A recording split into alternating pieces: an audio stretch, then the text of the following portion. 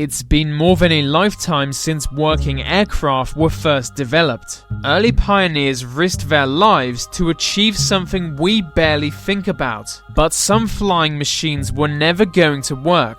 I think we should focus on them just because they're funny.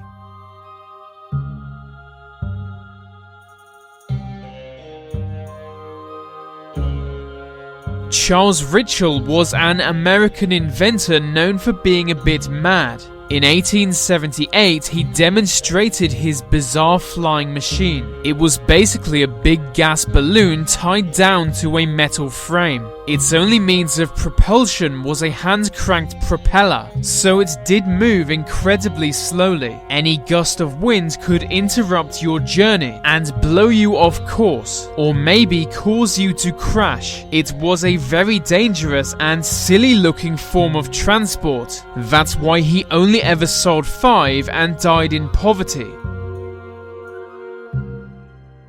This strange machine was an attempt to create the first ever working helicopter. It was 1862 and the American Civil War was still ongoing. It was actually developed by the Confederate side. They knew it gave them a much better chance of victory, enabling them to break through Union defenses. They conceived many different flying machines on paper and attempted to build some in real life. Luckily, none of their flying machines were successful, although they did use small hot air balloons for scouting.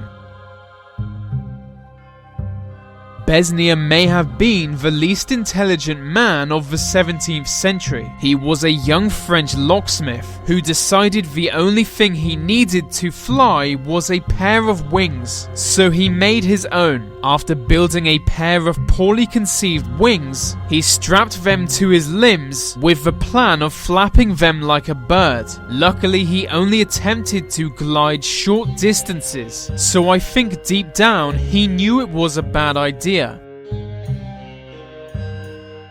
This machine does look like the most Victorian thing ever. It's a steam-powered flying machine based on the wing structure of a bat. Although fit for a 19th century Batman, only one prototype was ever built because it didn't work. In fact, on its test flight, it crashed while still on the ground. So not only was it unable to fly, but also not good for ground travel. It was built by Clement Ader for the French military, but they cut his funding after the crash.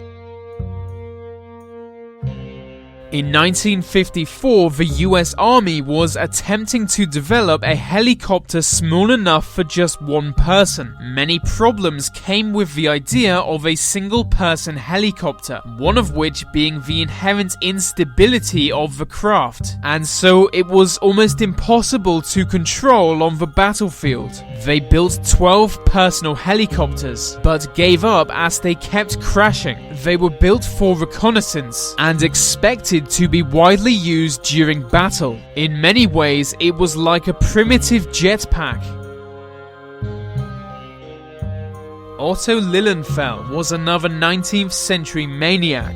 Known as the Glider King, he developed many different structures of glider and tested them himself. He studied the flight of various birds and attempted to model them while building his gliders. But humans are very different from birds, and he crashed during a glider test in 1896. It was a 50-foot drop, and he died of injuries the next day. On the bright side, he was featured as a great scientist in the video game Civilization Revolution. It was a great game.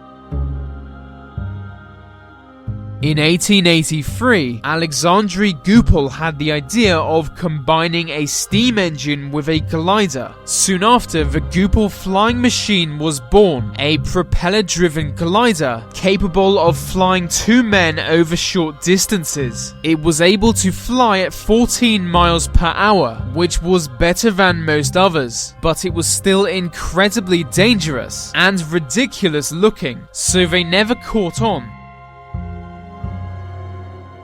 Some airplanes can land on water, but have you ever seen a flying boat?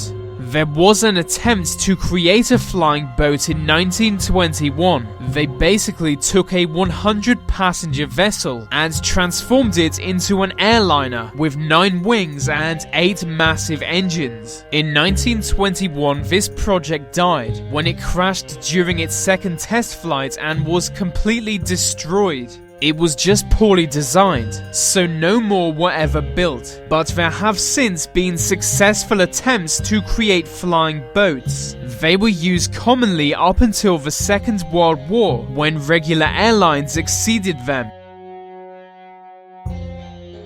Towards the end of the Second World War, the German military was getting desperate. They were using newly developed cruise missiles against the Allies, but their accuracy was poor, so they developed a pilot-operated version of the missile. It was for suicide missions. Pilots would literally fly it into their target. If lucky, they would parachute out of the craft before it exploded. Initial testing showed them to be quite effective, but in 1945, it was decided that Germans don't do that kind of thing. Hitler didn't approve of suicide missions, which is fantastic irony.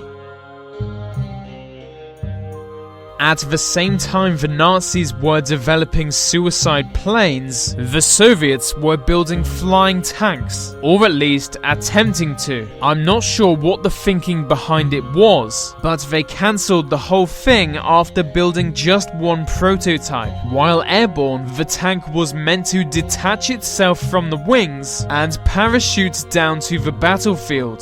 The crew would parachute down separately and operate the tank. This was the main problem. In the way of tank deployment, it was just another obstacle.